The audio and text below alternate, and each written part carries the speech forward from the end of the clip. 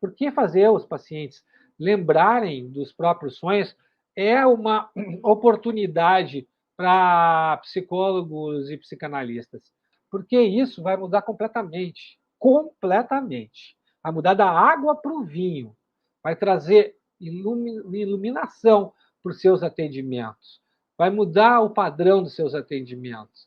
Você vai passar de um atendimento mediano e superficial para um atendimento de extrema qualidade. Você vai estar usando o ouro da psicanálise, a via régia, a via real para chegar ao inconsciente. Porque você vai parar de perder pacientes porque eles acham que o psicoterapeuta serve somente para conversar e não muda grandes coisas na vida dele. Que vai lá encher linguiça, é como se falar com os amigos. O material que eles vão trazer para a terapia vai mudar muito também. Vai mudar o que eles vão trazer para a terapia. Os pacientes que dizem que não lembram dos sonhos e não trazem os sonhos para a terapia, trazem relatos monótonos e repetitivos de como é que foi a semana, numa descrição cansativa e ruminativa dos próprios sintomas. Causam efeitos na sua contra-transferência muito ruins. Você fica com aquele tédio, com aquela sonolência, com aquele cansaço. Fica muito mais difícil de atender. A sessão fica arrastada, exige mais de você. Você não sabe o que fazer para acessar o inconsciente do paciente, para fazer ele estabelecer uma transferência positiva com você. E aí os pacientes percebem que não tem resultados, os resultados não chegam, e eles vão embora mesmo. Quando eles começam a lembrar dos sonhos e trabalhar com sonhos na terapia, eles vão ter uma relação com você que nunca tiveram com outro ser humano na vida, porque a relação que se estabelece, uma transferência positiva com o terapeuta, as coisas que eles dizem, que os pacientes dizem na terapia, que a gente diz na nossa própria terapia também, quando a gente está fazendo um processo psicanalítico, a gente não diz para nenhuma outra pessoa, nem para os amigos a gente diz. A transferência positiva que você sempre quis que fosse sólida vai acontecer.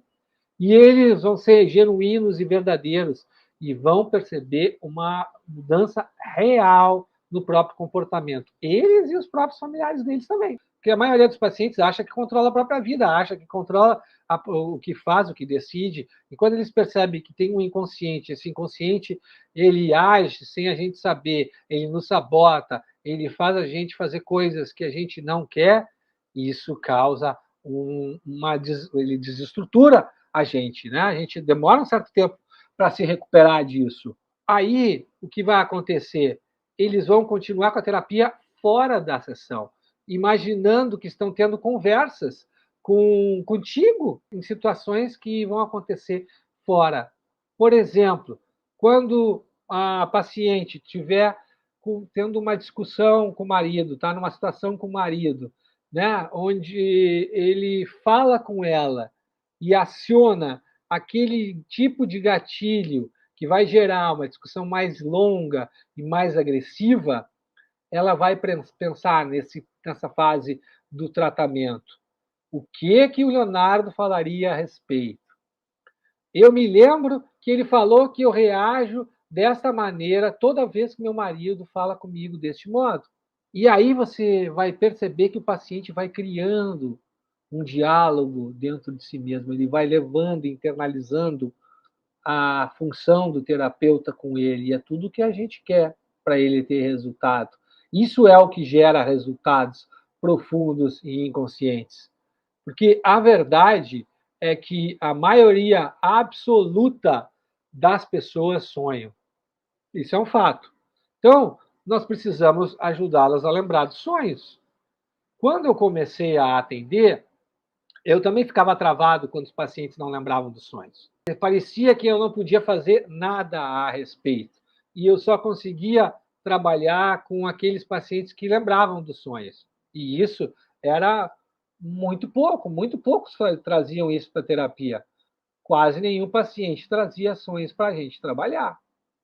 E eu desanimava, e aí eu acabava desistindo de trabalhar com sonhos com os pacientes.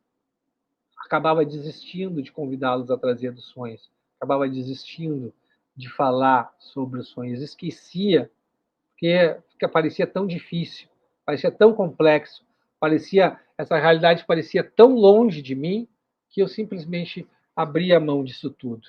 E isso tinha implicações sérias na minha escuta, porque eu tinha muita dificuldade de fazer uma escuta do inconsciente do paciente.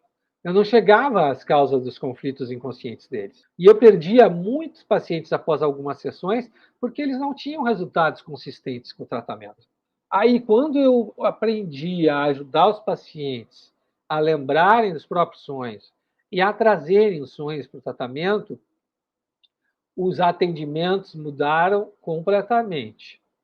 O padrão do atendimento mudou. Eu consegui começar a prestar um atendimento de extrema qualidade, porque daí eles se transformaram nos maiores aliados no tratamento e desde então esperam ansiosos a próxima sessão para trazerem seus sonhos para a gente analisar junto.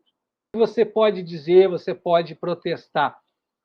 Ah, mas se os pacientes não lembram do sonho inteiro, nem adianta perder tempo falando sobre isso.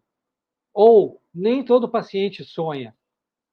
Não lembrar do sonho é uma defesa em relação a conteúdos que angustiam o paciente, que os sonhos revelam, já que a maioria dos sonhos que a gente tem não são agradáveis, não. E a maioria absoluta dos pacientes sonham. Inclusive os pacientes mais graves sonham, tá? Só para dizer para você. E através dos sonhos, a gente pode confirmar hipóteses diagnósticas que a gente vem fazendo sobre a estrutura da personalidade do paciente. Os sonhos nos ajudam a gente a confirmar as hipóteses diagnósticas. Por exemplo, é comum que um paciente dominado por aspectos persecutórios e paranoides sonhe que está sendo perseguido e que está fugindo. Ele pode sonhar isso repetidas vezes, porque é através desse tipo de metáfora que o conflito dele aparece.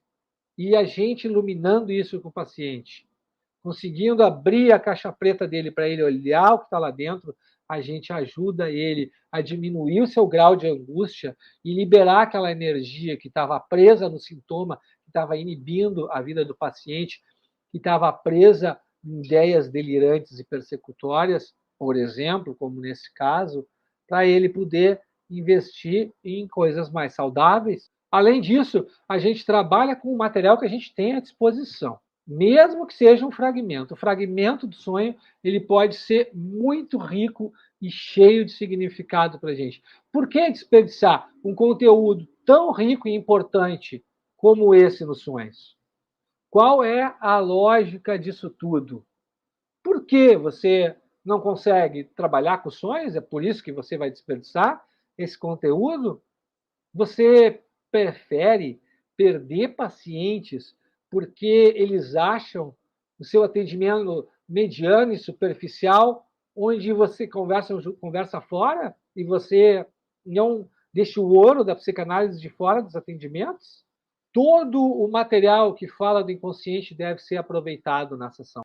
Se você não trabalhar com os fragmentos dos sonhos dos pacientes, você acha que ele vai se lembrar de outros sonhos inteiros sozinho, sem a sua ajuda?